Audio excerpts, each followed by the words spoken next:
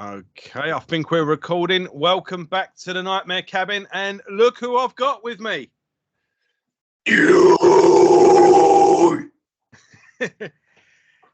It's the myth, it's the legend, it's Uncle Frank, the only man I've ever loved, Frank Rini. How are you, my friend? It's good to Hey, I'm speak. doing well. Hey, what's going on, Joe? How you doing there, buddy? So, regular viewers will know I have an ongoing series, Let's Talk About, a retrospective series where I go through a band's whole back catalogue, and I got a bit bored doing them on my own. I wanted to start getting guests on. So I think I might have done one or two in the past with a guest. But yeah, I'm joined today by Frank. He's been on the show before. I think this is the fourth time you've been on now? Yeah, I mean, we did a bunch of the stuff with the internal bleeding stuff with the band Internal Bleeding I was with. We did that a few times. We talked about, the albums. We did tour stories. So is this maybe the third? I think it's the third of.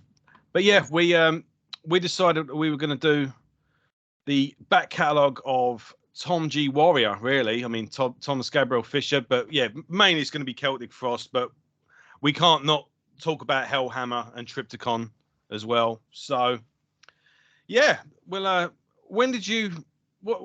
Let's start a little bit. What does Celtic Frost mean to you, and how did you first get into them, etc.? And then we'll get into the albums. Well, it's interesting because I would say that probably the proper pronunciation is Celtic Frost. I have never said Celtic Frost before. It's always been Celtic Frost, and I'm sure that you've heard it pronounced Celtic Frost as well. Yes. Yeah.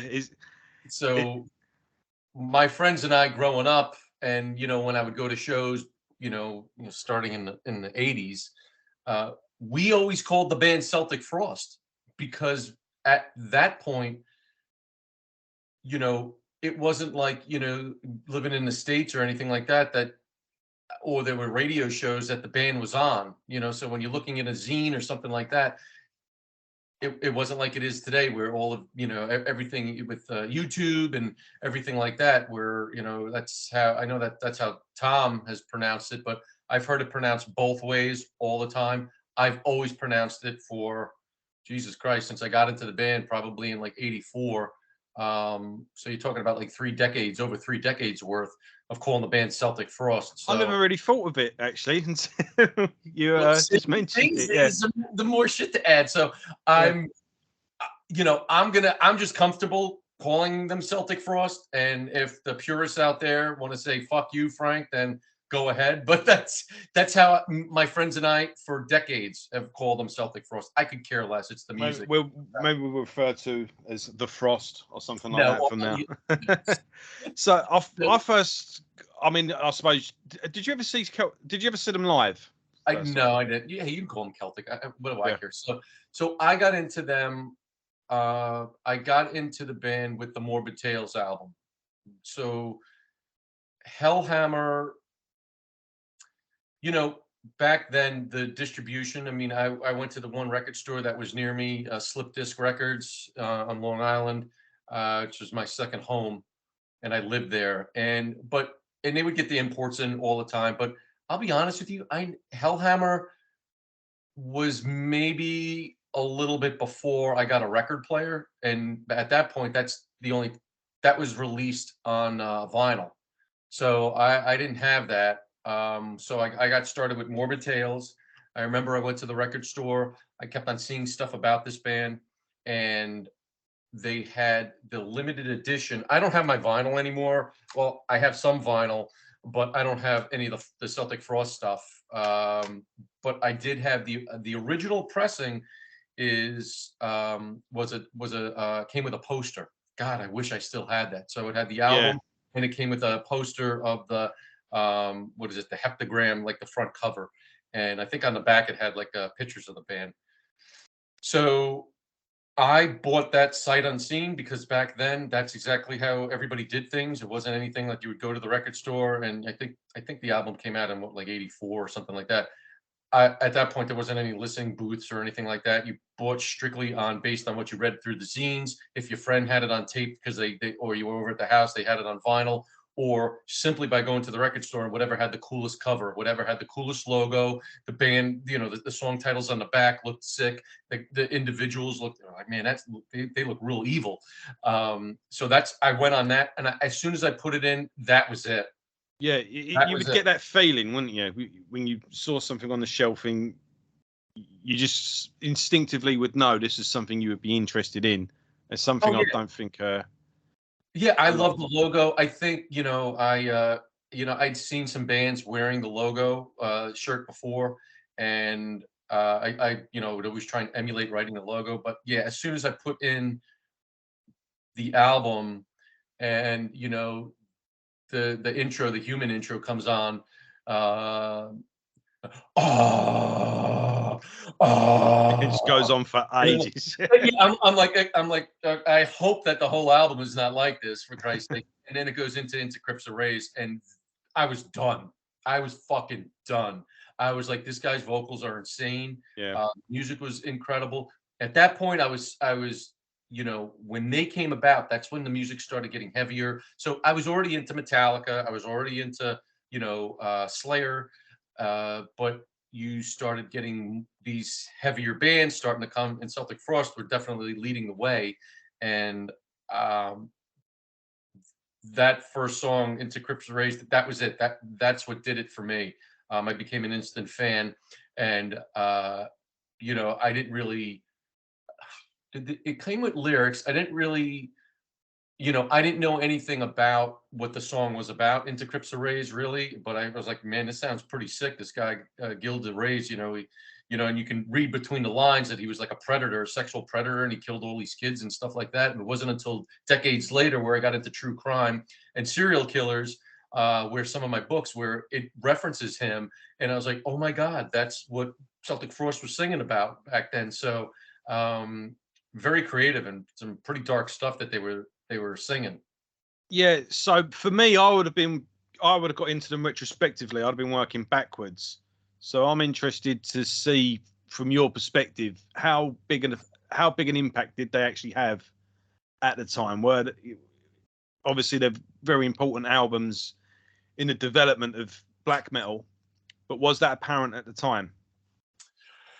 Yeah, and I'll even tie them in a little bit with Internal Bleeding with my vocals. And even though I don't sound like Tom Warrior, I definitely took influences from some of my favorite singers and incorporated certain things throughout the recordings that I've done in the past and in the present. So Morbid Tales, that was it. I was done. Really, and I was into the classic metal at that time, Priest, Sabbath, and Iron Maiden. Iron Maiden being my favorite band still, but side by side, in terms of like a non-traditional heavy metal band, Celtic Frost are my favorite band next to Iron Maiden. Always have been. So that album just completely did it for me. And then, I don't know if you want to talk about Morbid Tales or you want to just move on to some of the other stuff. But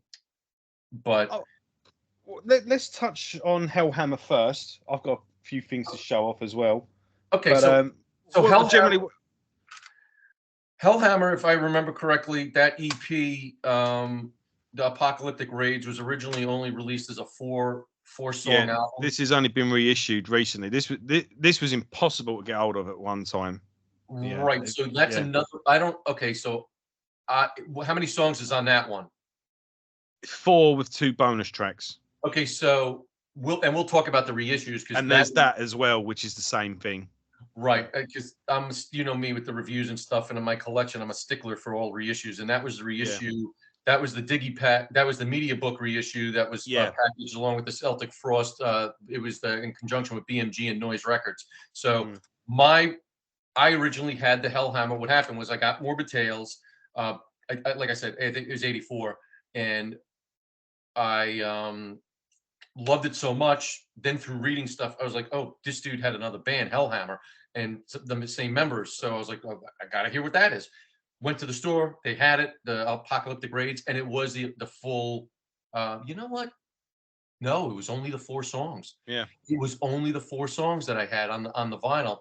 And then years later, the first set of reissues for Celtic Frost and Hellhammer was done strictly through Noise Records that Tom Warrior had a part in, because he didn't have a part in the new reissues. So this is these the set of Celtic Frost reissues and the Hellhammer reissue. These are 1999.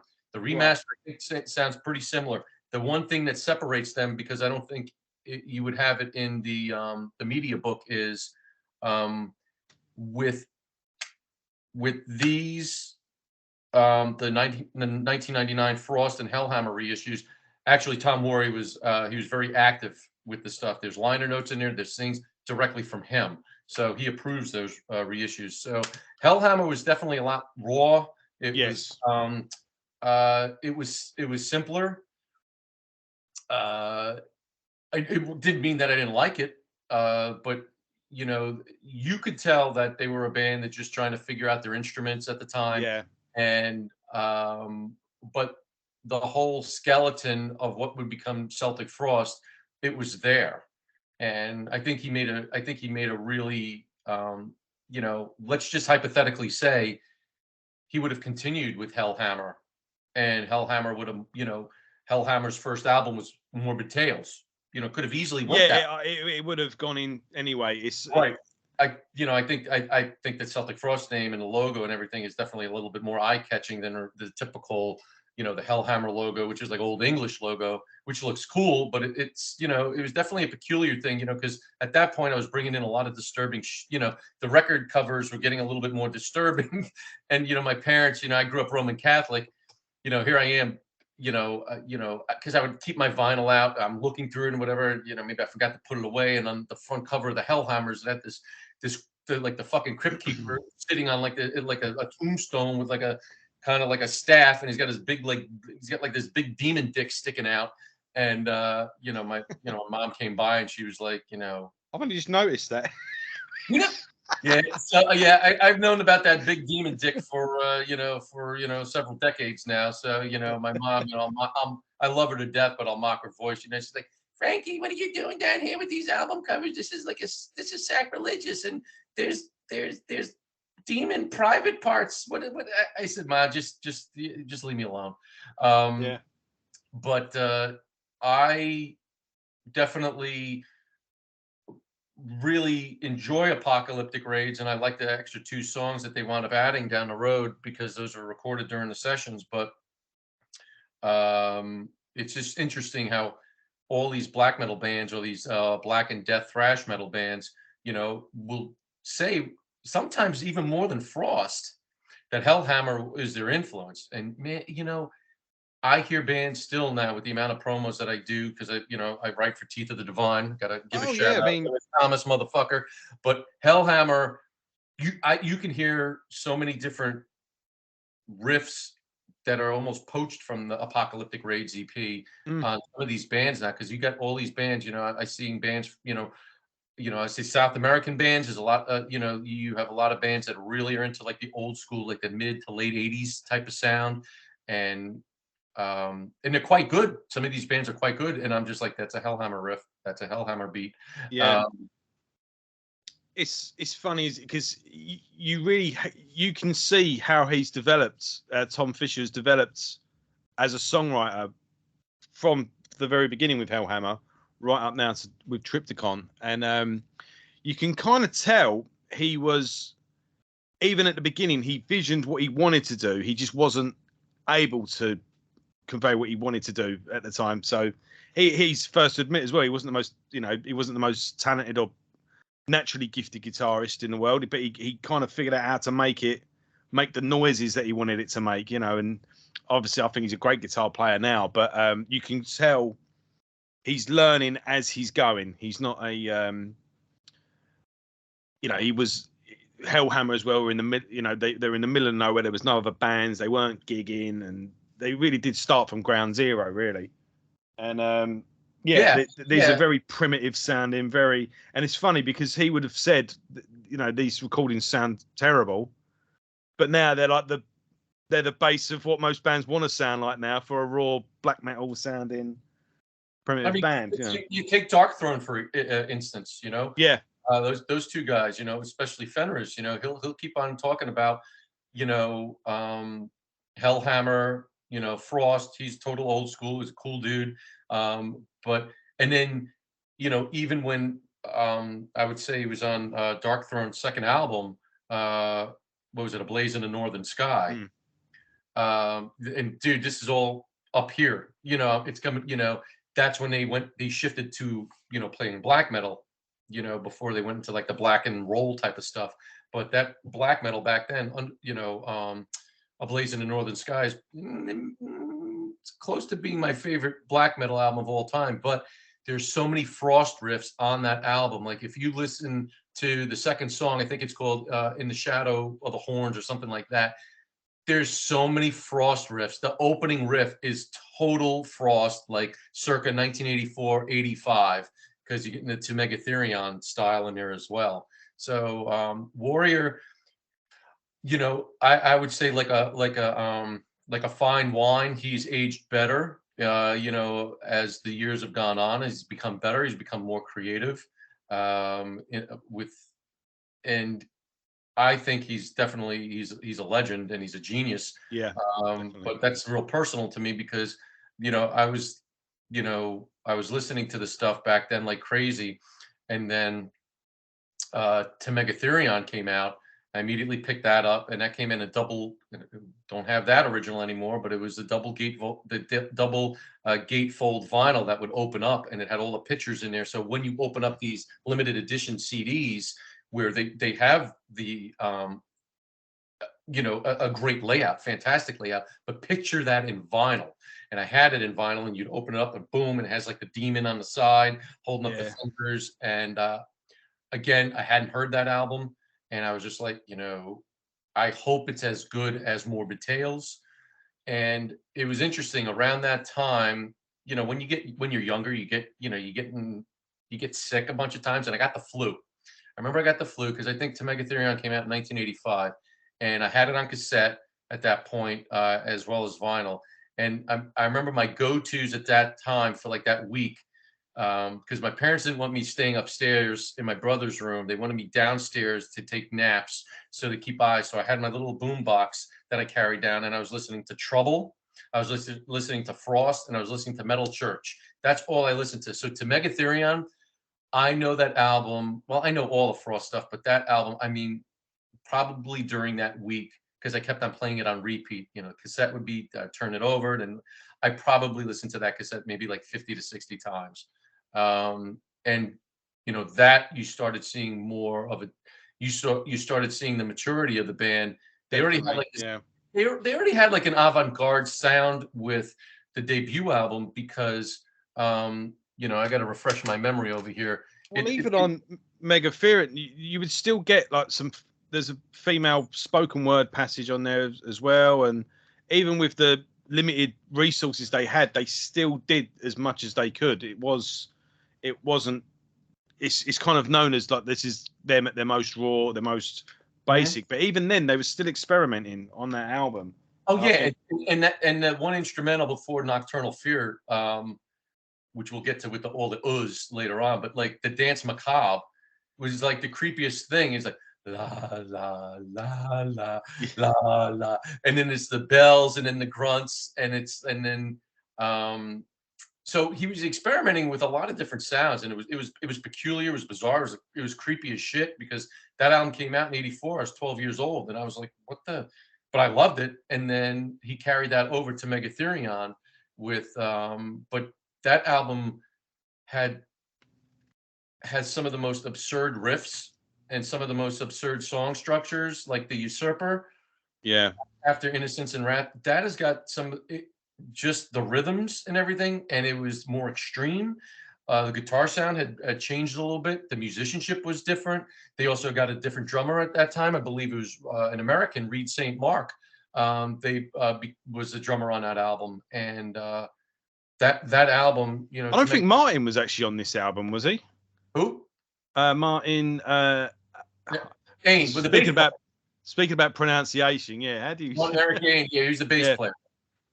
but I don't think he actually played on to Megatherion. If He I'm did not play. Yeah, Which is interesting, but they snuck his picture in. he was part. He did write the songs as well, but when it Yeah. came to the actual doing of the deed, he wasn't actually on the recording session for some It's reason. similar, you know, you see that sometimes with bands. Let's say, you know, fast forward to 1988, Death's second album, Leprosy.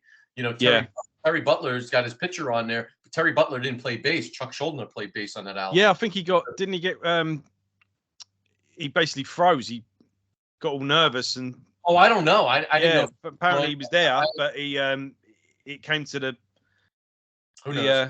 Came to the crunch and he kind of freaked out a bit and couldn't do it. And Chuck just went, "Oh, don't worry, I'll do it." And apparently that was the story.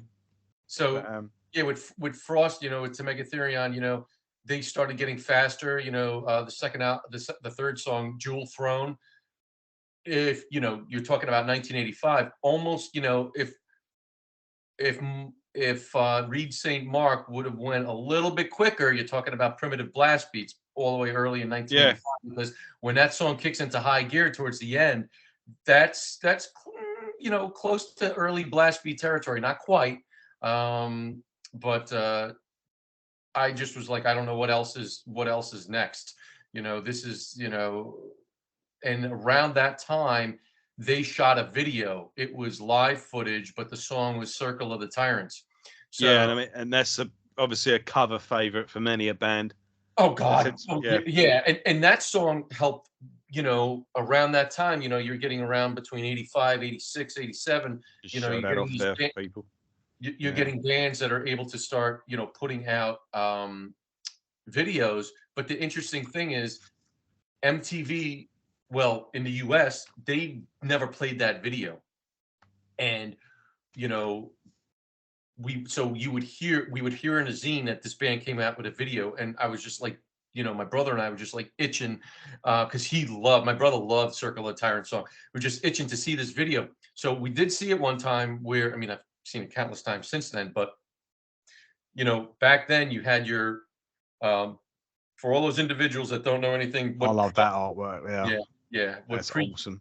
What pre-cable was like, you had a knob on your TV and you would turn your knob, and then you would switch over something that would take you to these additional channels, and it was it VHF, and that was the second like string of channels. The issue was we had horrible service. My father had these stupid like you know, the antennas, and to get better service sometimes we put aluminum foil around there, but there was a metal show.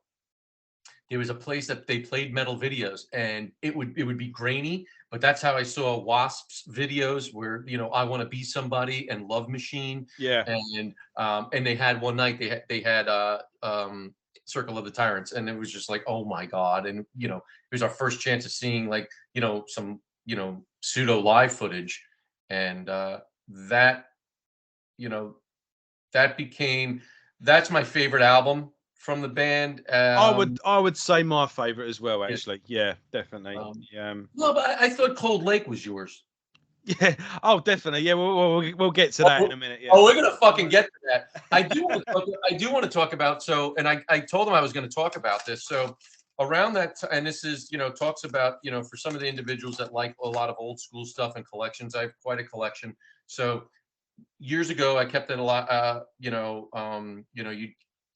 you'd get a zine, and on the back or an inside of the zine at certain points, there were individuals that you could keep in touch with. So one of the individuals that I saw who had like these, he said that he had like bootleg concerts.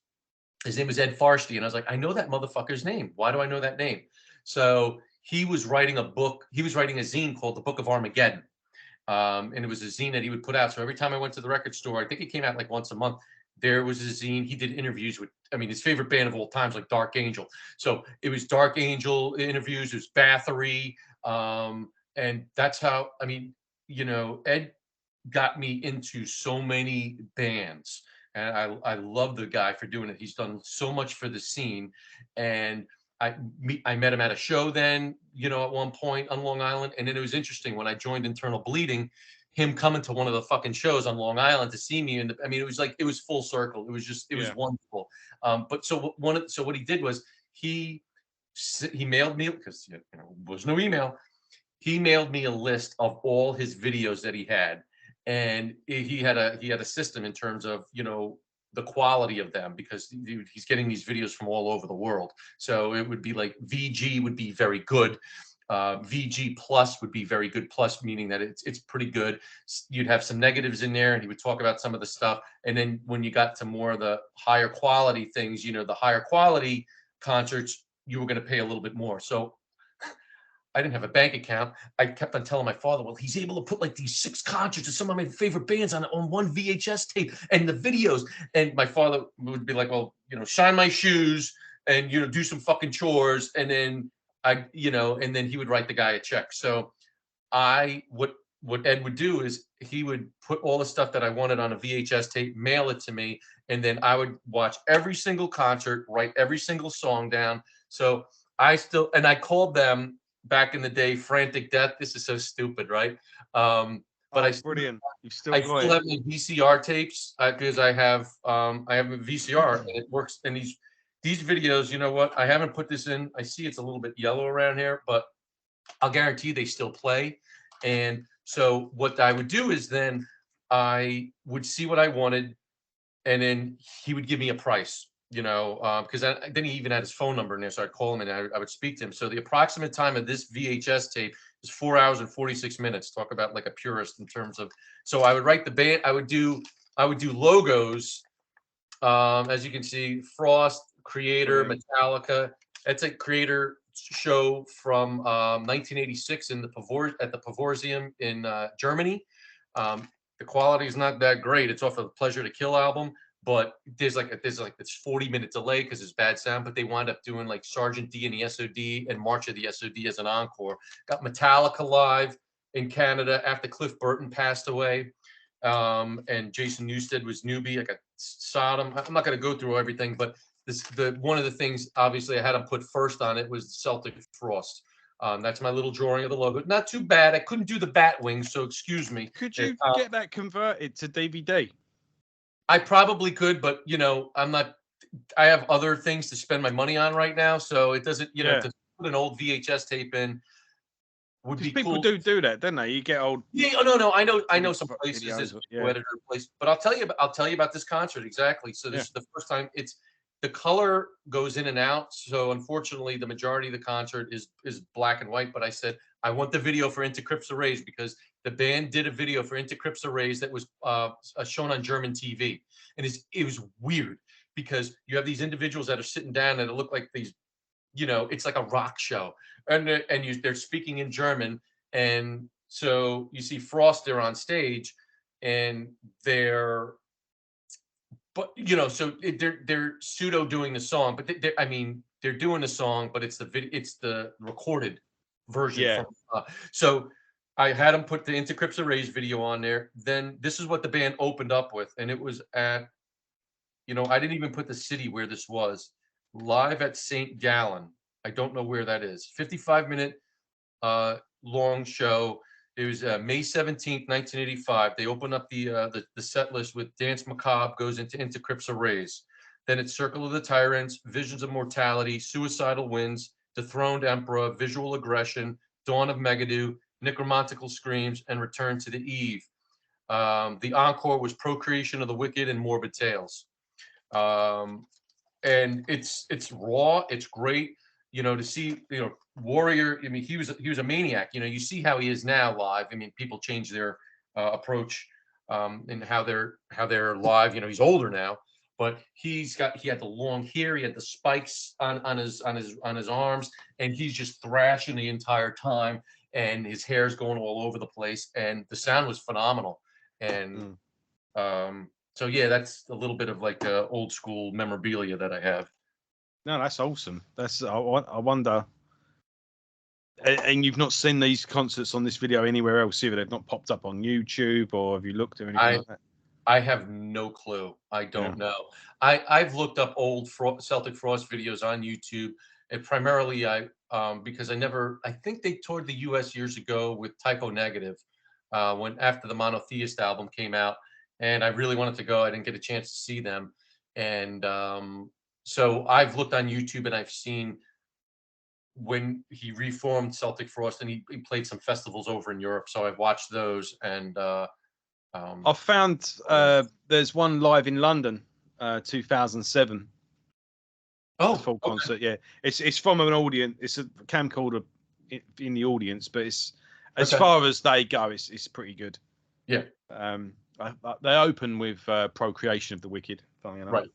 So hey, why do you? Well, maybe we'll talk about at the end a little bit about that. Yeah. About like why a certain album is your favorite, because I may have misspoke because I said that To Megatherion was my favorite album from them, but we'll get into their fifth official album, the reunion album, and we'll talk about that in a little That's bit. probably that or To Megatherion is probably my favorite from the early thing, but I think Monotheist is a beast on its own.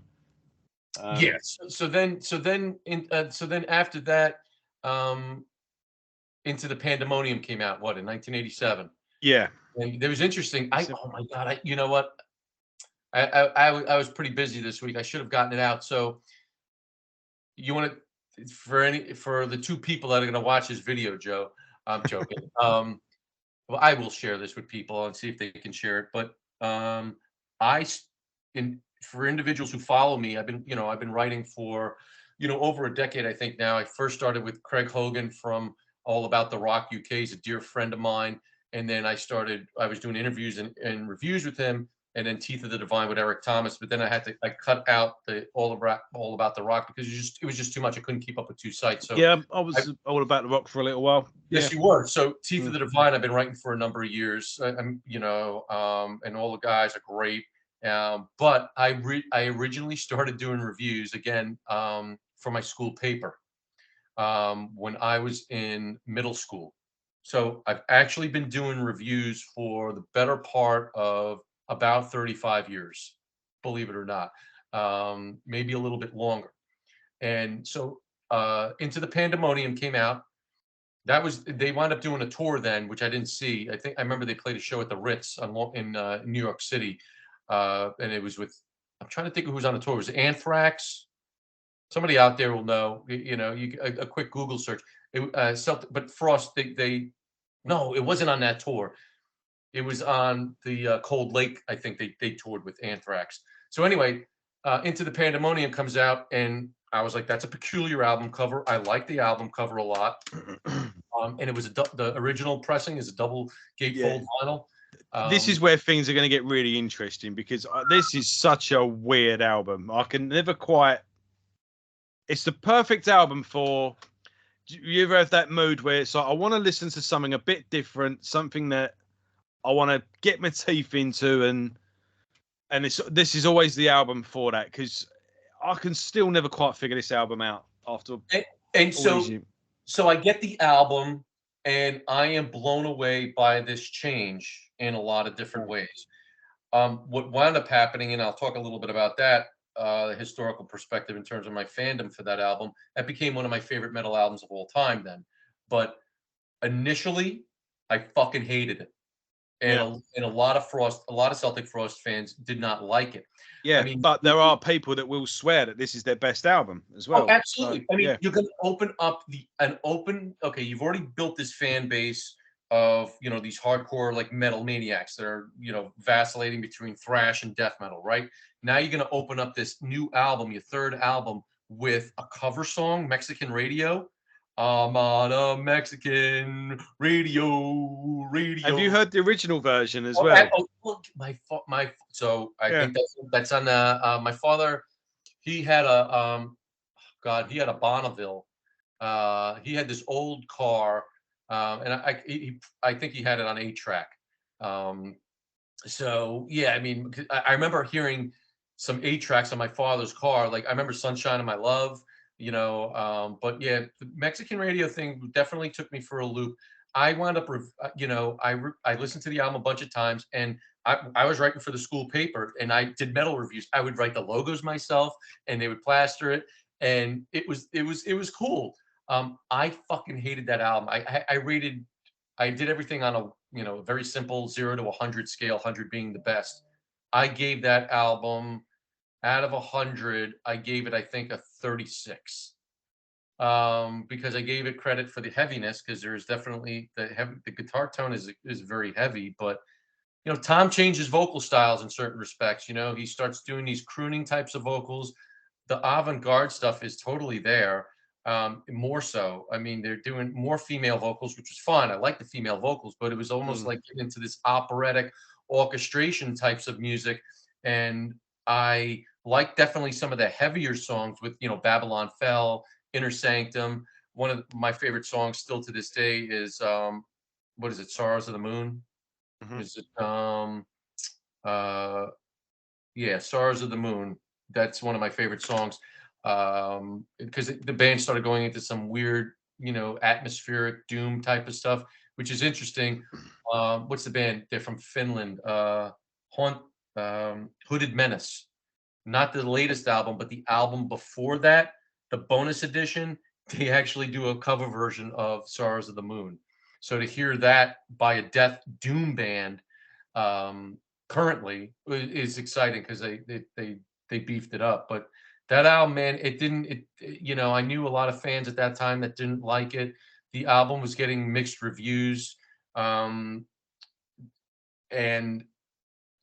it wasn't until I put the album away, and then when I eventually went away to college, for some reason, I had like somebody was playing some Celtic Frost, and I was like, "That's Into the Pandemonium. That's pretty cool." So I went home and I burned the vinyl to one of my cassettes and took it back to college, and that's all I listened to. Was I made a mixtape. I put the Into the Pandemonium on Yeah. it, and I put other Frost stuff on it, and I listened to that album nonstop. And that was so the album comes out in '87. I panned it in this review that, people in high school in Long Island read it, and that was it. I still have that. I still have it, actually, the magazine that I did it in. But then the album didn't resonate with me again until um, it was in 1993 is when I came back from my college break, and that's when I started listening to it again. So that's a pretty still a significant time now. I've been a fan of that album. So it took me 6 years to appreciate the genius that is Into the Pandemonium. Yeah, and I think even it's still a very important album in the development. And what Product you placement. could say, what's that? Sorry, I this. said I said product placement. Yeah, They're paying for this, everybody. No, but I'm joking. what didn't? Well, you could say later on. No, in retrospect, some things did work, but what, for better for worse, I think what they attempted for the first time on this album, they would then reattempt later on, and it would work for the better. I think it was definitely a learning curve, this album. Yeah, And absolutely. I completely agree. And it wasn't like that. He didn't abandon the Celtic Frost sound. He modified it in a way that just put more of his creative juices into it, and so the heaviness is there. He and does. if He yeah, and does. if these songs are played live now in their current form, you kind of see they're more true, probably truer now to what he originally envisioned to what it is he was recording at the time. Mhm. Triptychon recently put out a live album. I'll get to it in a minute, Okay. but yeah, when the Requiem, Rex Irie, Yep. Rex Irie, I don't know how to pronounce that, but that done live now with the orchestra back in it, and he's got a female vocalist on stage with him doing it just, when it comes in, it just clicks. It's just, this is how it was meant to sound. But So yeah, so I will say this though with that album is, and the, there was an influence on that album that then would take him into the hair metal and the pop album Cold Lake, and that's I Won't Dance. Now I love that song, but there's definitely it's got a David Bowie. yeah. Yeah, Right. But yeah, no, that album, it's got, Into the Pandemonium's got enough heaviness in there. But like I said, it took me 6 years to appreciate the genius of it. And I love it. And then the reissues added more to it. With we skipped over a release. We skipped over The Emperor's Return. Yes, I do tend to. Yeah, I do tend to skip that because I've pretty much. I think I've got it twice. I think on this and on this, it's the bonus tracks. So I go. So basically, I always get Emperor's Return on the inside of the. I've never had it on its own. So yeah, I do tend to. Yeah, I have. That's one of my patches on my on one of my metal vests. Yeah. The Emperor's Return was the stopgap release before. And then it was. Yeah, so I've got it twice as bonus tracks. We're gonna get to that. So it was in between Morbid Tales and To Megatherion. You get The Emperor's Return, which is one of, and I have this on a shirt too, one of their shirts, one of the best EPs ever released, because they, that is the EP that then started showing you even more of the speed factor, which then they would incorporate into to Megatherion, because you had songs, you had Visual Aggression and Suicidal Winds, and those are the two fastest songs actually the band's ever recorded.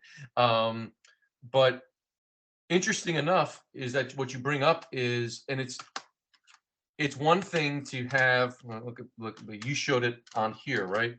Where they put the 1999 release. Is that where okay, so let me see. I'm trying to think of. Yeah, I think there's a reason why I'm bringing this up. It's I think it was on the 1999 reissue of Morbid Tales, but it's also on the reissue of To Megatherion that was released a few years ago.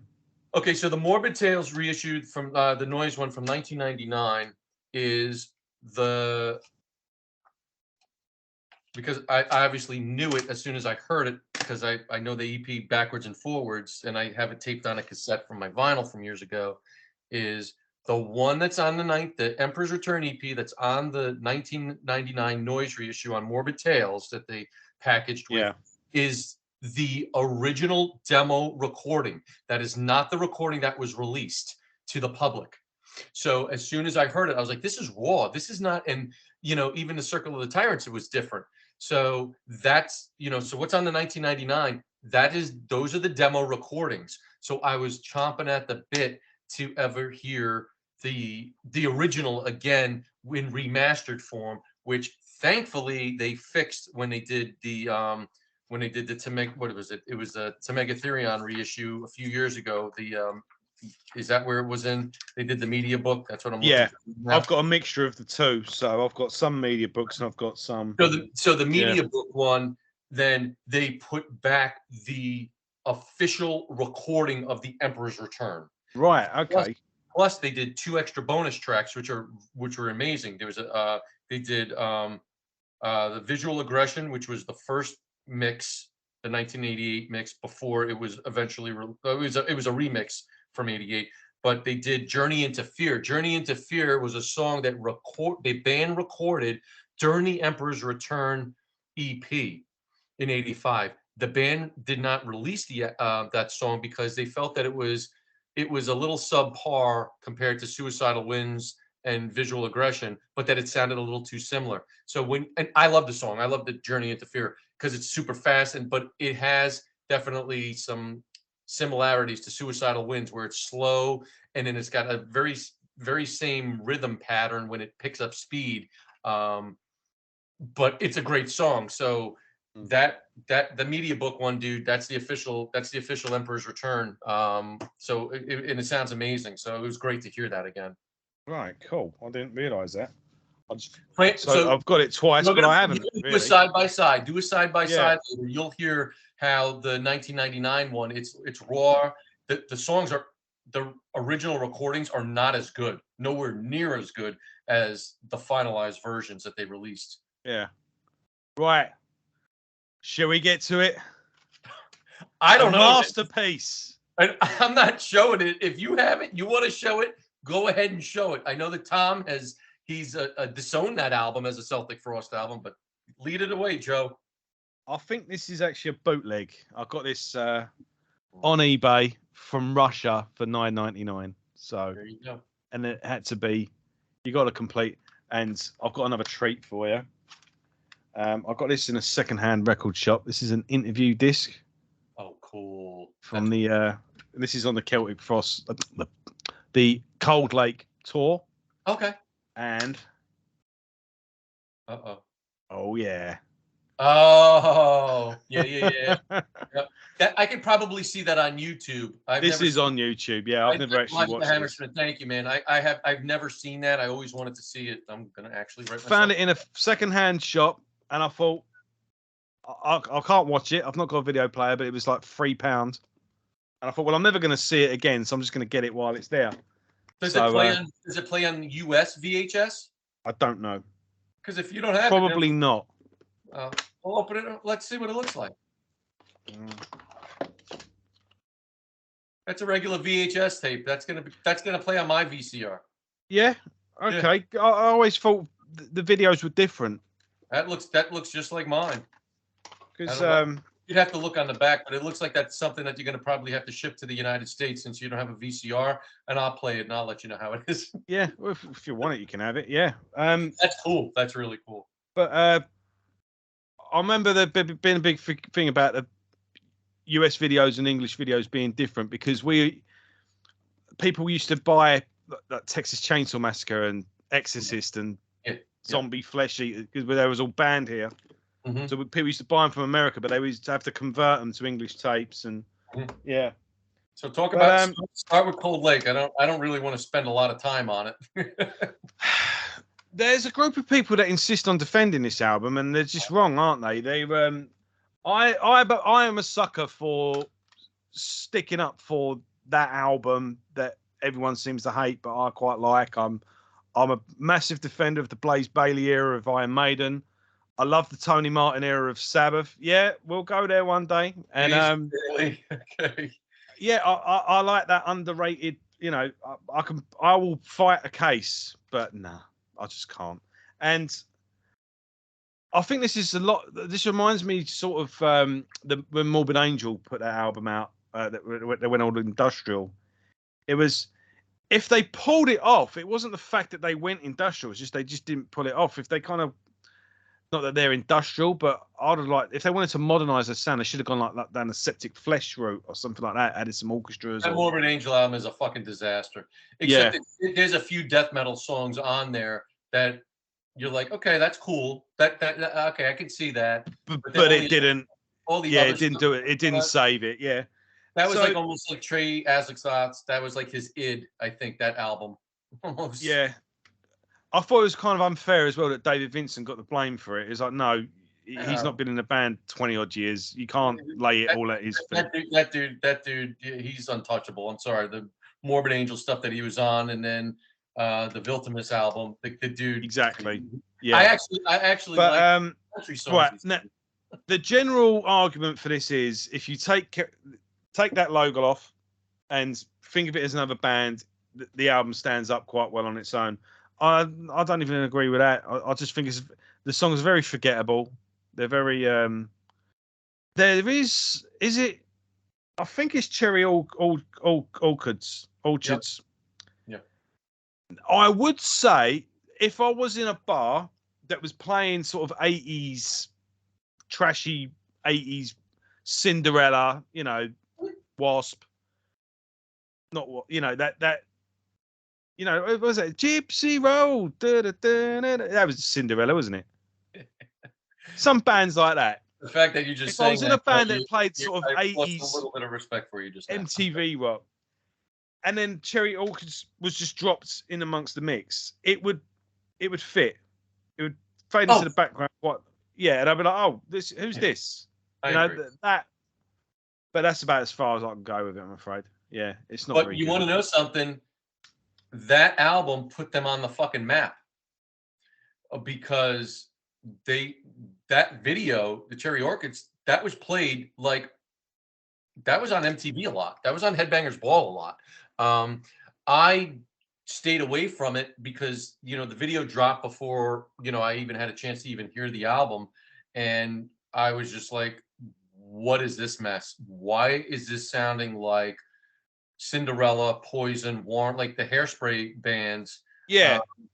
Now, if you listen to that album all the way through, you can hear you can hear a few original like Celtic Frost ideas, like some riffs, but everything is like the whole Hairspray popular thing. And I would actually like to, because I know he's disowned that album.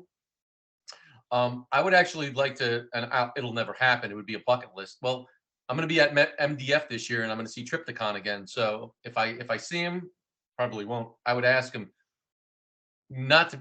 He may think that I'm being a dick, but like, what was going through your mind after you released Into the Pandemonium for you to want to release that music? I think I've got an answer for you. Okay. I can't remember if I read this interview or I was watching a video, but what he basically said, for better for worse, he's always reflected what he was feeling at the time. His main driving force has always been his emotions and what he was feeling at the time. And I think that was one of the times in his life where he was actually happy. He was actually married. He was in love, and I think the woman he was married to, was into more of that 80s hair metal, and he just went along with that. I think he wrote it to please her. So so he had somebody else's helped him influence that. So I get that. I respect that, because that's what he was. He was with somebody at that time, and you try and like each other's influences and things like that. But that album's a fucking disaster. It doesn't resemble Celtic Frost. To go from their heaviness and their speed, even going from Into the Pandemonium into that, it was this sudden shift in like just radio rock, Hairspray type of stuff. And they got panned. All the hardcore fans, they got panned. But the band became more noticeable because of that stupid fucking video that was played nonstop. It was on the radio all the time. And not only that, this concert is Hammersmith Odeon. I mean, that's not it's big news. Yeah, that's not that's a respectable venue. It's not as if it did them harm. Well, it did do them harm, but not at the time. They were clearly. I mean, let's look at a set list on this. Have you ever watched this on? No, like I said, I'd never seen it, so I wrote myself a note. I totally want to see what's the set list. Right, The Usurper opening, Seduce Me Tonight, Mexican Radio, Once They Were Eagles, Little Velvet, Jewel Throne, Juicy's Like Wine, so they're obviously going right into it now. Cherry Orchids, Petty Obsession, Blood on Kisses, Into the Crypt of Rays. Imagine that, all those songs, and then Into Crypt of Rays. Downtown Hanoi, Circle of the Tyrants, Roses Without Thorns, and then they close with Dethroned Emperor. That's weird at the end. Yeah, it's just totally. There must have been people. The people that jumped on board with Cold Lake must have towards the end of the show gone, "What the fuck is this?" Yeah, man. Well, we want them to play, Seduce Me again. It would be interesting. I can't wait to watch that video to see if he sings the old songs like he sang them on the recording, or if he kind of like, reduced his guttural and started singing a little bit more, maybe, understandable, with some of his. Do you think adjusted them to the song, like to the Cold Lake? Yeah. I mean, I can't imagine it, but man, now I got to check it out. Right. So up next we've got Vanity, Nemesis. Yep. And does Martin come back for this album? Or is this No, who comes back for the album, if I remember correctly? Isn't it the original Hellhammer Frost drummer, Stephen Priestley? Yeah, let's have a quick look on. Yes, you're right. Yes. Oh, Martin. Martin is on the album as well. Oh no. Track 1, yeah. Based on track 1, and No, hold on. It was Martin Eric Ain was the bassist, but the drum, but the drummer, because Reed St. Mark was their drummer off of I think he was on Emperor's Return, to Megatherion, and Into the Pandemonium. I don't know who was drumming on Cold Lake, but then for Vanity Nemesis, the drummer from Hellhammer and Morbid Tales, Stephen Priestley, came back. Right. So Stephen Yes. Priestley. So it's a little bit, So Tom kind of put some of the pieces together, although he still got his hair teased a little bit. But I want to get, because I reviewed these all these media book reissues. I reviewed them for Teeth of the Divine a few years ago, and I'll talk a little bit about this album. But what's your take on? What's your take on the album? Well, they try and fix some of the damage. Generally it's all right. I mean, it's a pretty standard. It's about as straightforward metal as they get. Celtic Frost get, considering how pioneering those first two albums are. This is pretty much straightforward 90s metal. It's a bit dark. I mean, you got songs like Wings of Solitude that remind me a little bit of Sisters of Mercy. Yeah, the female. But I've got a real soft spot for The Heart Beneath, because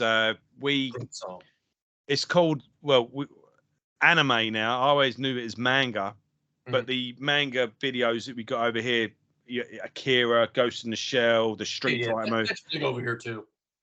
But I don't know if you had the same thing, but the video would open with like a collage really of all clips put together of all the different films, and then like manga at the end.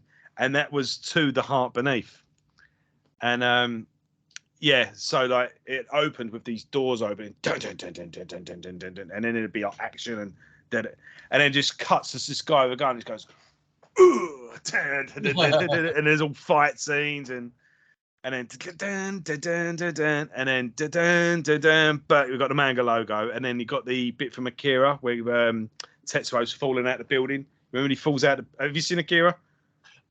Joe, keep on talking. He falls out of this building, but then sort of halfway down realizes he can fly, and then starts floating.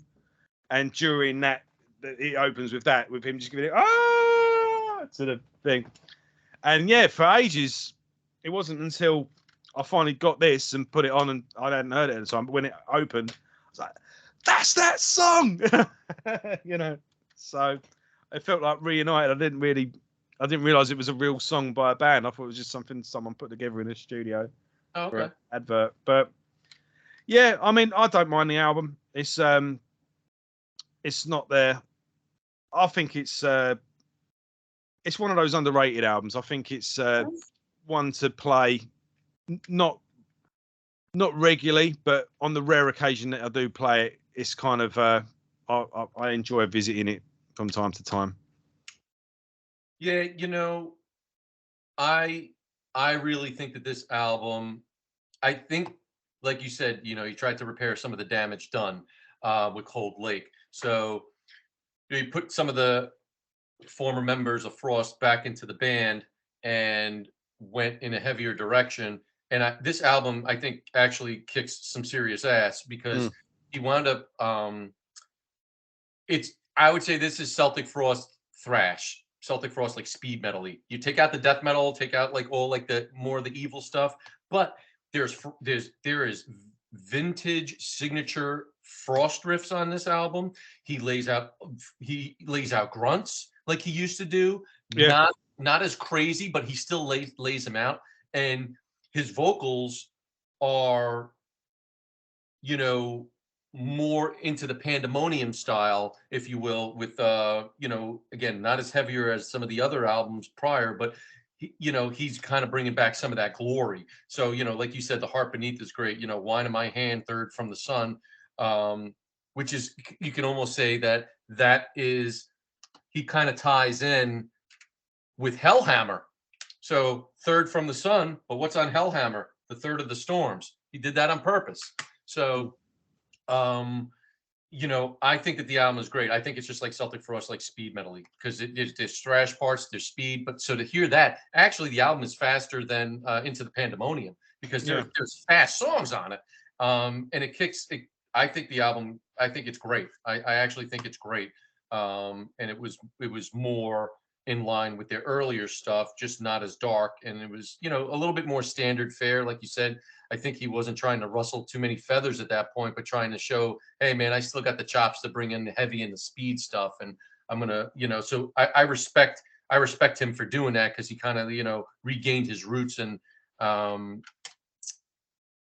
and the stuff that originally made the band, I think, successful.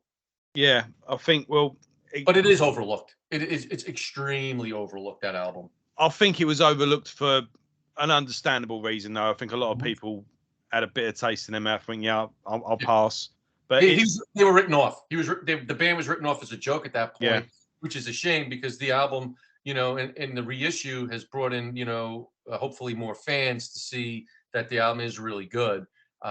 So, you know, what was once old is now new again. Yeah, I think it's aged well, this album, and obviously where the catalog's been reissued and whatnot, retrospective.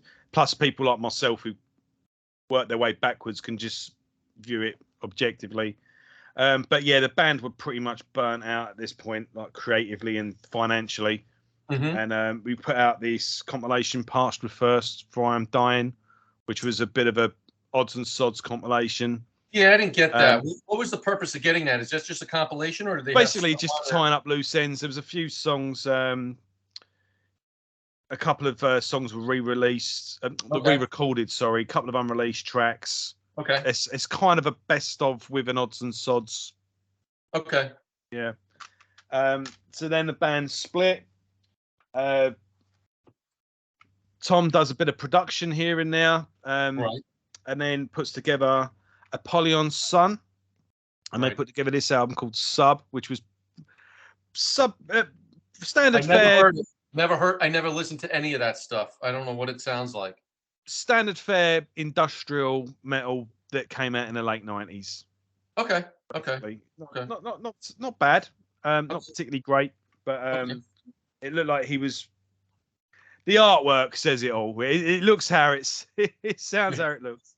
Okay. But yeah, some pretty good riffs in there, but it's generally an industrial album. And then it was around the time that this was the 1999 reissues. This is when I first got into the band. Gotcha. I read this review where they basically was going through the catalogue, and I just really enjoyed reading this article. I was like, what's this band like? And I saw that photo, which I've used for the thumbnail for this video. I just thought Martin looked really cool, looking like a vampire. Right. And yeah, it was around the time that they reformed. I saw an interview with Tom as well. It was on Blabbermouth, and the headline was, "If you don't want to be ripped off, don't do it." And it was this really in-depth interview about basically the music industry. And I read it. It's on a tour bus. It's quite dark, and I've never seen. It's one of the most honest, frank interviews I think I've ever seen from any musician. And that's one thing, again, I've always respected Tom for. He, right or wrong, he says exactly what he thinks on the day, and take it or leave it. And he'll first to admit, he'll go, "Oh, I said this in the past, and I don't think that anymore," or I might have been thinking. But he says it exactly how he sees it on the day, and there's not an ounce of bullshit in him. No. And yeah, any interview is worth watching with him, because he just says exactly how he feels. And there and then, when it's just, I don't even know if I like this band, but I know I'm going to respect them because of watching this interview, and that's when I really dived in. But yeah, so 2005, 2006, the band reform. I think this was 2006 was come out, but yeah, Monotheist. I think this is a masterpiece. And you got the limited edition that comes with the poster, right? Yes, I believe so. Yeah, that's not the one with the bonus tracks though. What? Japan got the bonus tracks. You didn't get the bonus track is Temple of Depression. Yeah. Is that the right way around? I got that too. Yeah. Show me yours, I'll show you mine. Yeah. So. I didn't realize this was a Celtic Frost measuring contest. Yeah. But so which one was the bonus track, you say? The bonus track is Temple of Depression. Oh, right. Yeah, I've got that. I'm sure there was another one that's on the Japanese. I might be wrong. I have but no clue. All I know is that they brought back the classic fucking logo. They had a different type of heptagram that was on the back of the album. And in terms of, like, I want to say to Megatherion, like I can say, you know, because it is, while it's similar to their classic stuff, it's still very different. They've still moved forward. They've still developed. Yeah. I would say that, under the Celtic Frost name, under that banner, this could be their most extreme. And you know, I remember the first two singles were the first two songs, Progeny and Ground, they released. And then they wound up releasing the video for a dying god coming into human flesh. As soon as because Blabbermouth, they had like the little, you know, they had the Progeny, I think was the first one that came out. As soon as I heard that, I was like, oh my God, Tom is back. Oh my God, Yeah. is that like one of the heaviest guitar sounds I've ever heard? And Christ almighty, this album is one of the fucking heaviest albums of all time. Play it against anything. I dare you. I mean, let's not, you know, you can even play it against some Russian slam death metal bands. I mean, the guitar sound is so ferocious, and the first song picks up it. I mean, right when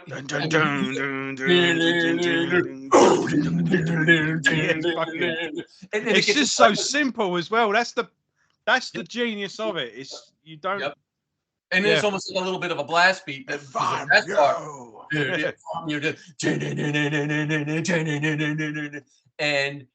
I then they incorporated. I mean, it's interesting. You talk about like the whole Cold Lake stuff is his influences. So I would say during this time, I wouldn't be surprised if maybe he was dealing with depression, because I think and correct me if I'm wrong, and you know, this part of the reason why I was looking down a little bit before, I was looking at, you know, the poster and stuff.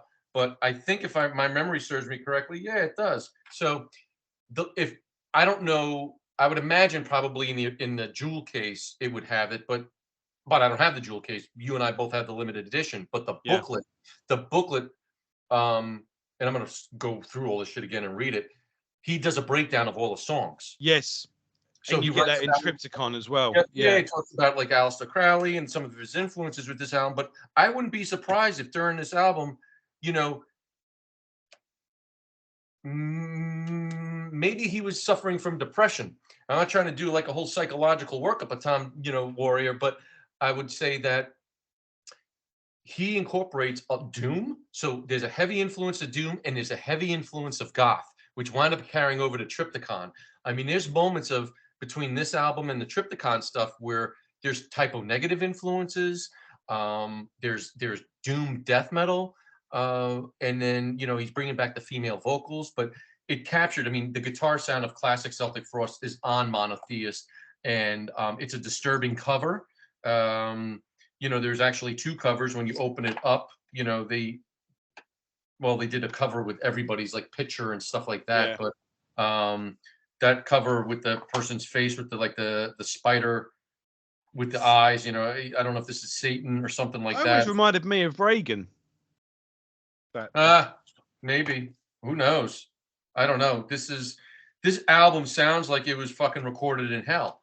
It's disturbing, it's heavy, it's emotive, it's atmospheric, it's dark, it's brutal. It's brutal as shit. And it conjures up, when I listen to it, some of the stuff, it definitely conjures up a very emotional feeling with me on certain songs, which almost kind of brings in like into the Pandemonium stuff where he was getting more emotive.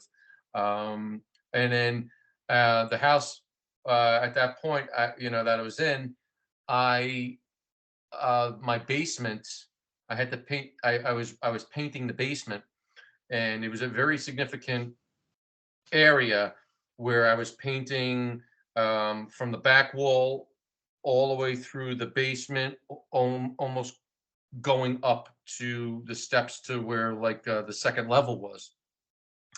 And I didn't want to keep on changing like records or CDs and stuff like that. Yeah.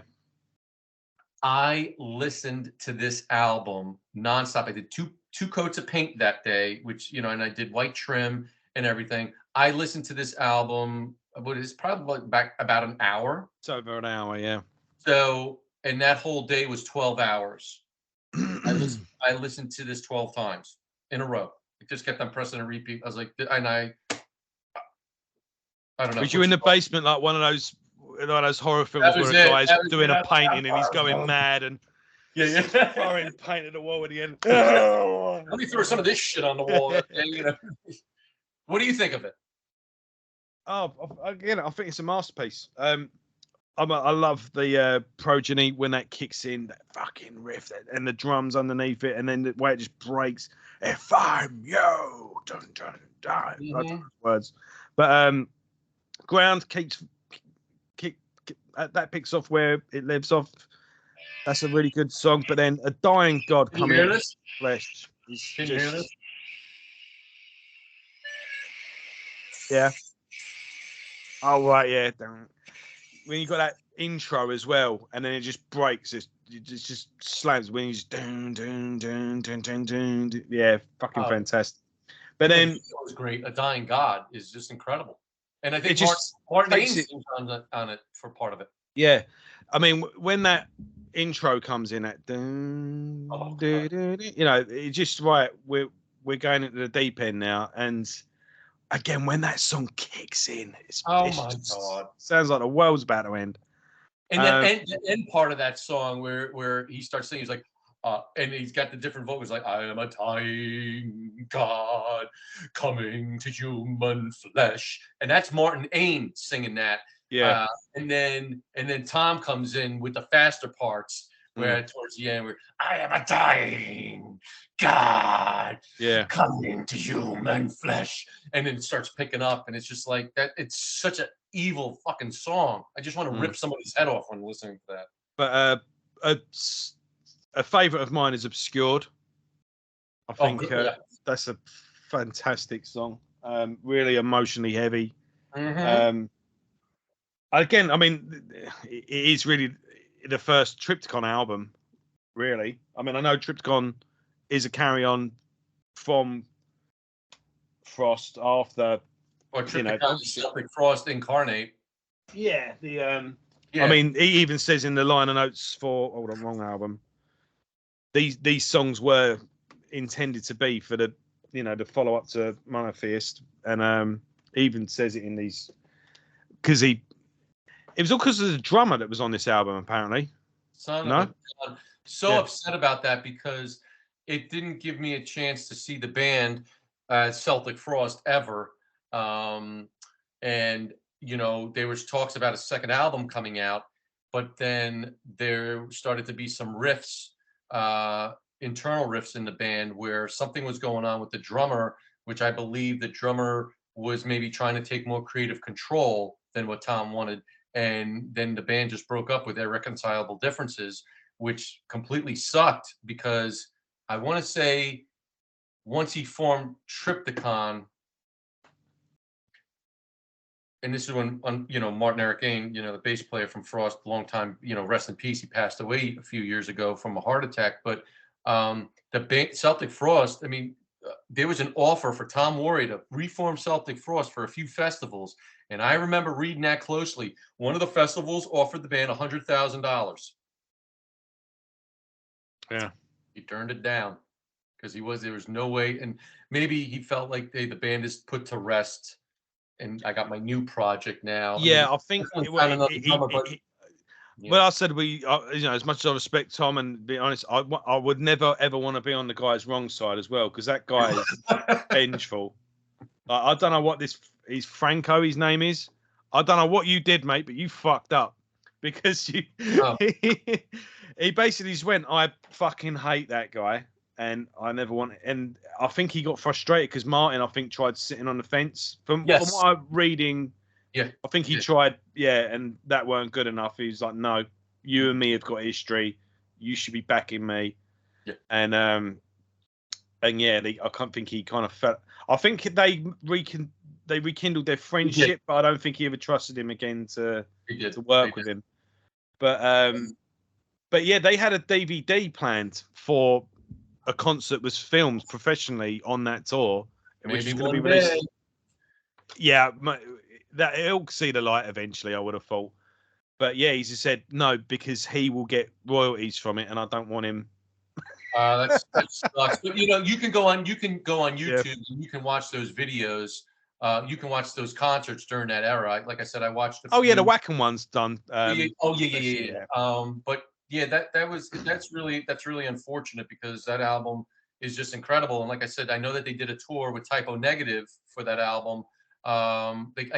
He came through the U.S. with Monotheist twice, I believe, and I fucking missed them both times. I'm pissed off. I bought myself a Triptychon. I mean, not a Triptychon. I bought myself a Celtic Frost Monotheist tour shirt. But that was through one of the metal distributors that was but that was it was a shame that he put but I understand it, that's what happens. Business gets in the way sometimes and then you got to fold it, but it led it right into Triptychon.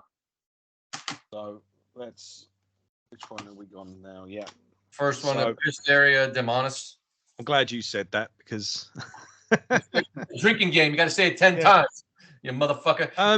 But the one thing that we should talk about that we didn't talk about, and if you haven't seen it, Joe, or viewers out there, if you haven't seen it, well, you gotta fucking watch it because this guy's telling you, or else I'm gonna go find you, fit your for a pair of fucking cement shoes. So with Megatherion, that started Tom Warrior's collaboration with H.R. Geiger, who's responsible. Yes, we've not touched on that. All the biomechanical stuff who came up with the alien and all of his crazy pictures and all of his creations over the years. Rest in peace. He passed away some years ago. Triptychon was supposed to play at the Maryland Death Fest one year, but because of his passing, you got that. Tom didn't. It was too difficult for him. Oh my God, I got to get that. It was too difficult, and Tom didn't make the trip. Triptychon came back the following year. So some of that artwork that Joe, that artwork's in. Yep, it's in there. So with Megatherion started his collaboration with him, but so then with the first Triptychon album, he brings it back because this is the artwork with the first album and then the second album. But Joe, did you ever see the movie on H.R. Geiger? I have seen one, yeah, where it's in his house. And Tom's in there. I don't remember seeing Tom. There's a documentary on H.R. Geiger, and I don't remember if it was on Netflix. And this is on YouTube. Yeah. No, this was a and you'll have to look it up. And it was on his life, and it was probably about 90 minutes. But fucking Tom Warrior's in it because he remained friends with him, like a close friend. He was a close friend to the wife and to HR. So he carried his car. He was one of the people carrying his yes, casket. He was. He was a pallbearer. So this album took. This is definitely.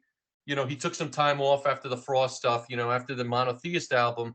They did a few tours. They did the tours in the U.S. They did the tours obviously overseas. Then the band broke up, and then he took some time off. I didn't know if he was coming back again until the Triptychon band was named, and the Goetia, which is the first song off of that I believe that was the single that was released, and I was just like, this is a continuation of Monotheist. Yeah, definitely. I mean, it's kind of I don't think it is. And when Triptychon do another album, but as things stand today, I do see this as a trilogy. Really, and I think of it as like some dark horror, science fiction. These albums are like really thick books, and you see. Oh, this album's over an hour long or thing, and you see a book that's like over 900 pages or something. You go, don't let the size of this or the thickness of it, don't be put off, because you are going to fall into this and you're going to fly through it. And although these albums are an hour plus, the time just flies. It doesn't, there's 12-minute songs, there's 19-minute songs, doesn't matter. Every note, everything is where it needs to be. Everything's as long as it needs to be. and it's a heavy lift, yes, but totally rewarding and totally worth it. I mean, it's not a casual album. So none of these albums are like a casual listen. It's not something you put on every day. But when you do put them on, and when you're in the mood is right, oh, fantastic! Yeah, it's like an old school horror movie or like a horror movie that really affects you. Like after you listen to it, like you're a little drained. The first Triptykon album. I mean, it starts off brutal and heavy. Goetia is beyond vicious, and that's a long song too. You know, opening up with long songs sometimes you got to be careful with, but you know, he started incorporating it's a continuation of Monotheist. You know, brings in the dark elements, the doom parts, and then brings in even more heavy goth parts. Has the female vocals, but there's those emotive parts. It's like almost like, well, you know, between this album and the second Triptykon album, it's like, you know, I can even hear some Sisters of Mercy influence in certain spots. There's definitely a Sisters of Mercy, isn't there? Yeah, definitely. Yeah. But yeah, this is a pretty killer album. You know, those first two songs, Goetia, Abyss Within My Soul, and then what is it? The Prolonging, was that the 19-minute song? Yeah, I mean, I related a lot to this time. The band I was in at the time as well. We got a new guy in. Okay. He completely fucked the band from the inside out. Completely sucked all the fun out of the room. He would play people off against each other. Oh. What do you think of this riff? I think it's really good. Oh, because he said it's shit. And no, fuck him. You know, it's a good riff. You know, getting everyone at it. And he completely fucked that band, and it was a really good band as well. And I remember around that time, I was reading what Tom was saying about that drummer, and so it was. I was like, "Yeah, buddy, I'll get you. I'll get you." Yeah. And when he wrote the Prolonging about him, he said the words of this song are like a prayer. And let's just quickly. Oh wow! Yeah, this is how much this guy pissed Tom off. As you descend, I shall rise. Your demise shall be my conception. Your failure shall be my triumph. I shall feed on your decay. Your despair gives me strength. As you degenerate, I will prosper. Your misfortune shall make me jubilant. And as you suffocate, I shall breathe. Yeah. Da-dum, da-dum, da-dum. So he wrote that about that former drummer. Yeah. That's amazing. He must have done something fucking awful. Yeah. Drunk of pitiful delusion, I shall be your parasite. Wow. Now I'm going to read these lyrics a little bit more closer. Yeah. Do not piss Tom off. Oh, obviously he'll sing about you in a 19-minute epic. Yeah. So then, but it's an epic way to close an album. You've got to give him that. Oh my God! Yeah, no, I had no clue. That is super. What's the one as well? Is it the It's like a weird atmospheric song. It's a woman singing "Fall asleep in my arms." Never. Is that on the first album or the second album?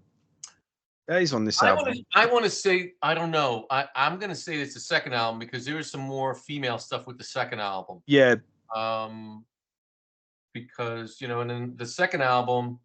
We might as well just go into it. I mean, they kind of pick up where they pick up where the last one left off. It kind of just all seeps together. But this is definitely, you know, you got the brutality of like the Tree of Suffocating Souls. The beginning song is just brutal. The drums are vicious. I love just that opening second where he just runs the pick over the strings and then fucking great.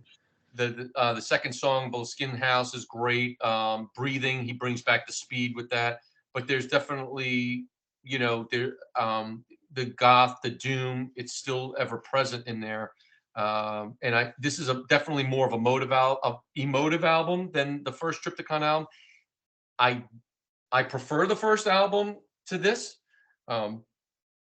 I feel that this is a little bit more of a difficult listen. I love it. I absolutely love it. But it's just he definitely brought in a little bit more atmosphere. I'll agree with you. This is probably the better album, but my favorite song overall is on this one, and that is it Aurora?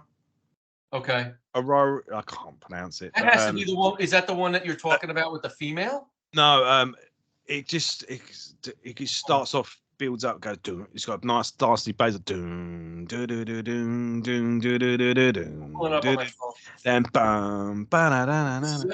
A spirit wasting away. It just builds up and builds up. With that spirit wasting away, and then when it kicks in at the end, oh, so fucking good. Yeah. That's no. Yeah. It's a great album. It did a really good video for that as well. It was all arty farty and animated and that. But okay, I gotta check it out. It's kind of got like a H.R. Giger, but maybe a bit of a Clive Barker cool. vibe to it as well. You know, like on the second Hellraiser film when they go into Leviathan, where it's all just corridors and it's just all dream. Yeah, the videos like that. It's fucking, and yeah, it just builds up the atmosphere and builds up the atmosphere, and then just when the guitars kick in at the end, it just go bang, just opens up the chords, and it's beyond heavy. It's beyond. It's beyond. And yeah, and then they went and then they did the Shatter EP. That was in between, wasn't it? Yeah. That was between the first and the second. But that was interesting was, the original songs are cool, but they wound up doing, some of the live songs, and Dethroned Emperor, Nocturnal Culto from Dark Throne gets up on stage and he sings a song with them, and he sounds great too, and he does the classic like Tom Warrior vocals. But yeah, he did a couple of Celtic Frost songs when I saw Triptychon open for At the Gates. I think I only played 5 songs. Oh, okay. Like 3 really long Triptychon songs. I think he did Cycle of the Tyrants and can't remember what he did now. I'll guarantee he probably opened up the set list because I saw him at Maryland Death Fest the following year after Geiger's death, and I saw Tom walk through the audience at one point. I just said, you're it was something simple because he was walking kind of fast, and this was before they played. I just said, you're one of my fucking heroes and you're a legend. And he's like, thank you, I appreciate that. But he would have as well. He wouldn't have said that if he didn't appreciate it. That's what's fucking cool about him. And they opened up with Procreation of the Wicked. And it was so fucking heavy. And the bass player, I think Vanja, the lady, she was playing that bass so hard, her fingers were bleeding. I remember because I was doing a close up on my phone because I could, I was standing all the way in the back and to see the band closer, and you could see like her fingers were bleeding. But my God, they sounded so heavy. And he slowed it down. He slowed it down like so much. The song's a slow song to begin with, but it made it more deliberate. And that was. And so I'm going to see him again at Maryland Death Fest the first day at Edison Lot. They're playing again. So, and I know that they're recording. I know the Triptychon. He's writing a 3rd album right now, so I'm not sure when it's coming out, but. That was one of the best sets I've ever seen because I saw my hero fucking do, classic Frost songs as well as the Triptychon songs, and unbelievable. One of the heaviest sets next to like classic Obituary. When I saw Obituary on the 2nd album tour, and Meshuggah when I saw him on the Obson tour, as well as my stuff with Internal Bleeding. I mean, that Triptychon set was one of the heaviest set lists I've ever seen. Yeah, I mean, I think he could. He Celtic Frost, he is Celtic Frost and Triptychon, and that they are him. So I've got no problem with him playing those old songs, and I wouldn't feel short. I'd happily pay Triptychon playing to Megatherion in full, or Morbid Tower, or even Into the Pandemonium. Like I don't know what you think of those shows where they play like an album in full, but I'd happily watch Triptychon do a Celtic Frost album in full. Actually, I'm gonna see. I like that when bands they'll play a classic album from front to back on a tour. So when I was gonna at one of the days for Maryland Death Fest coming up, Morbid Angel pulled out. I don't know why they pulled out of the show. I was hearing it was still like COVID related. I don't know. So Deicide was announced. One of my they're doing Legion, aren't they? Yeah, they're doing Legion from front to back, and that's my favorite. Yeah, but they hardly play anything from that album either. So that's not anymore. But it's even go through like Deicide DVDs over. They hardly ever play anything off that album. So it's usually like Dead But Dreaming they'll play. So I'm looking forward to that. I mean, they'll play other songs I'm sure as well because Legion is under 30 minutes. But you know, the Triptychon. I'm looking forward to the third album.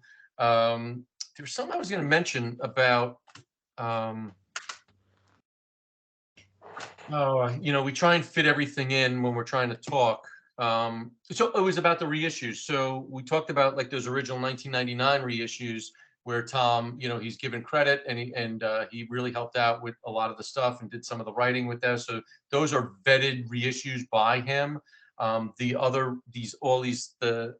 Hellhammer. You got different journalists with the BMG, all these media books. I don't know what happened, but he didn't want any part of these. He was going to be, and then he pulled out of it. And I think it had to do with royalties. And I remember reading some stuff on there, and he's pretty scathing about like Original Noise Records and everything that was going on at the time. So I think he rewrote some liner notes as well, and they edited them. Yeah. Something to do with that. Yeah, exactly. They weren't going to give him complete creative control because he really wanted to talk. There he is trying to be transparent, trying to talk about like the real stuff, and they were like probably like, we really don't want this shit getting out. So I think they should have just been like, you know, this is the man who created the fucking music. Just put it in there. Just knock it off. Just put it in there. The booklet was probably going to be twice as thick as well. Have you ever read this book, by the way? Anything more in this thing. This thing is stacked. Did you ever read I Am Morbid? You have to sell a kidney to get hold of a copy. Because it's apparently he's rewriting it or he's adding to it and whatnot. You know, I do want it, but I don't know if it's been translated into English. It has been. Okay. I don't know how well it's being translated, but there's a shit I can figure it out. But apparently he's adding to it and probably reassessing it and whatnot. So who knows? That was where the hell are you going to find the I Am Morbid book?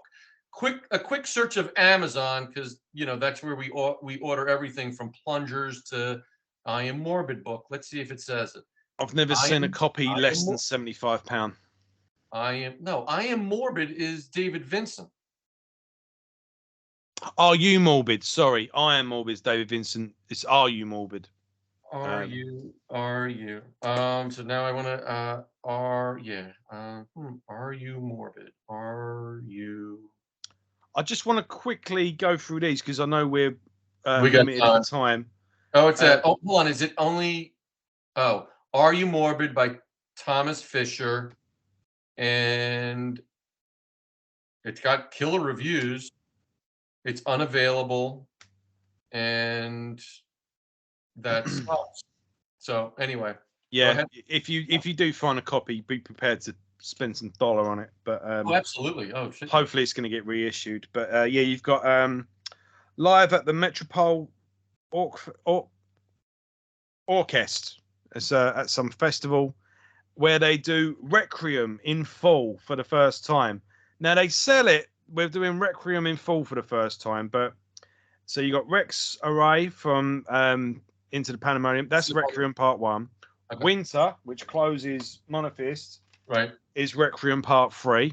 Mm-hmm. No one made that connection. I don't care who you are. He does say in the liner notes in here, actually, like this is actually part of the Requiem trilogy, which I started on thing. Oh. But no.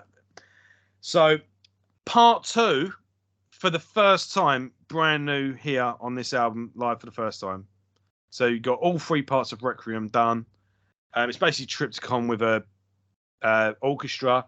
So Rex Array opening track. Then you've got Grave Eternal, which is a brand new song exclusive for this live album, half-hour long, and then closes. I never got that. And then closes with Winter, which is the orchestra closer for Monotheist. It's a bit of a long listen, I've got to admit, but the orchestra. So it's all instrumental. He's not singing. He's on it, yeah. It's Triptychon just backed with an orchestra, but they're doing Requiem. How is it? It's all right. Okay. Don't rush. No, right. I'll listen to some of it. I mean, I've gotten away from being a completist over the years. You know, it's not gonna something like that. I'd be like, that's definitely more. And I picked this up on Hell's Headbangers. This is Triumph of Death. Okay. This is live in Las Vegas, and this is the group that he formed where he was playing Hellhammer stuff again. And I saw, have you ever seen that meme where there's a guy in a nightclub or like in a dance hall and he's talking into this girl's ear and she's just looking bored, holding her drink? Yeah.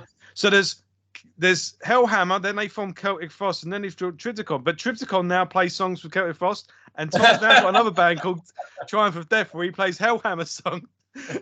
It's just like, and this goes just like The 6 Degrees of Thomas Warrior. Yeah. No, I'll have to. I'll definitely. I'll check that out. I didn't know that. That's pretty cool.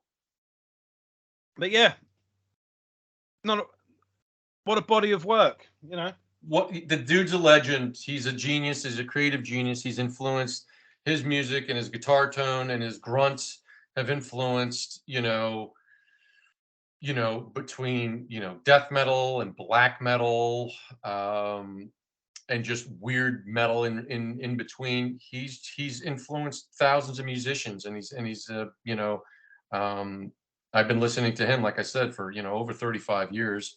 So his music is near and dear to me. It's near and dear to you, and I just when people post stuff or they've said stuff when he's done some of those in-depth interviews, and I remember with the noise stuff, he was showing his bitterness towards them, but it was real. It's an artist who's fucking ripped off in a lot of different ways of his creative genius. So I don't give the masses any time to insert into my head in terms of what they're trying to say about him, because I think the guy's a genius and he's done a great body of work. I think the majority of his stuff, I'll take out the Cold Lake stuff and the Apollonian Sun, which I don't know, but everything else, I think his shit is fucking untouchable. I'll be honest with you. So love it. I got tons of shirts. I got tapestries in my home of 4-foot by 4-foot tapestries of Morbid Tales and To Megatherion, the album covers. Got Triptychon posters. So yeah, just music is timeless.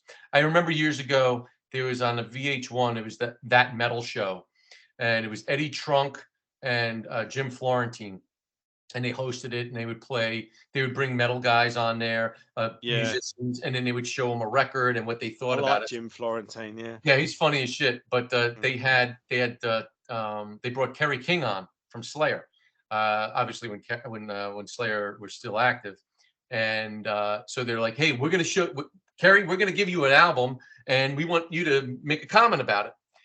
One of the albums that they whipped out that they gave to him was Celtic Frost, Morbid Tales. Fuck, man, I want to, and I met Kerry many, many years ago. I thought he's a super nice guy, super cool. But as soon as he saw it, I mean, obviously he knows underground shit. He knows, and he's just like, oh, definitely not. And then he throws it. I was like, are you fucking kidding me? You son of a bitch. He does that a lot. He really he throws other bands under the bus really often. Yeah. It's like, hey man, every band had to start from somewhere, But, yeah, and I was just, and, hey, I was just happy that they showed, one of my favorite albums on mainstream TV. So, maybe somebody was like, what the fuck is that he threw? Let me rewind. I'm going to buy that album now.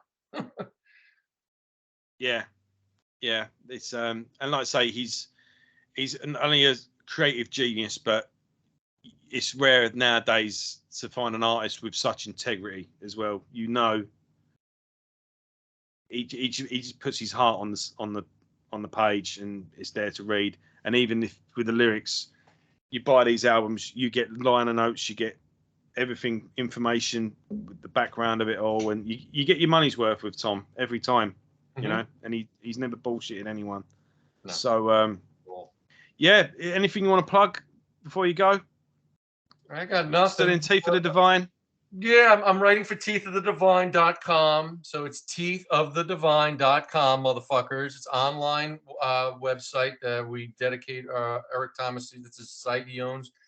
We all write for him, a bunch of us, and we just do metal reviews. And then you can go on Facebook and see teethofthedivine.com as well. We post the reviews are posted with the graphics on a daily, and you can go back to archives and you can see what our best of for 2021 that's on there, and prior years best of. So frequent that to see some get into some new and exciting bands. That's about it. I don't really have anything else to plug at the moment. I'm not doing any vocals right now, although and he wouldn't mind me saying it, but I'm not going to say the person's name or the type of the band or anything like that. There is a band in the Midwest in the United States that's interested in me singing for them, and want to, we're working through some stuff right now. He knows what's going on with me, but that's a potential future thing where I may be fronting another death metal band. But Oh, it wouldn't be something that is going to be, going on monster tours or anything like that. But definitely recording and playing some shows.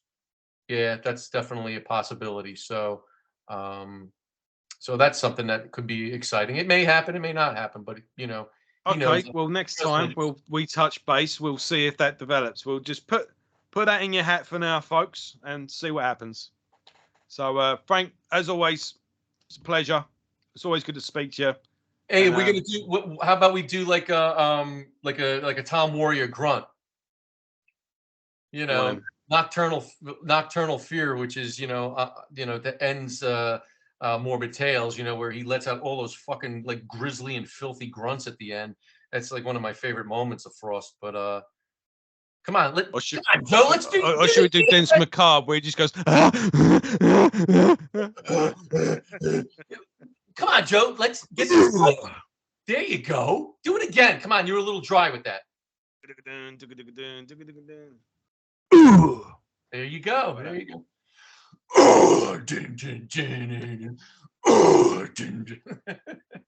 We're a bunch of clowns, everybody. So we love each other. So hope you guys enjoyed this. Right. Thanks for watching, folks. See you all soon. Frank, always a pleasure. I'll see you again soon, my friend. You take it easy. Take care. All right.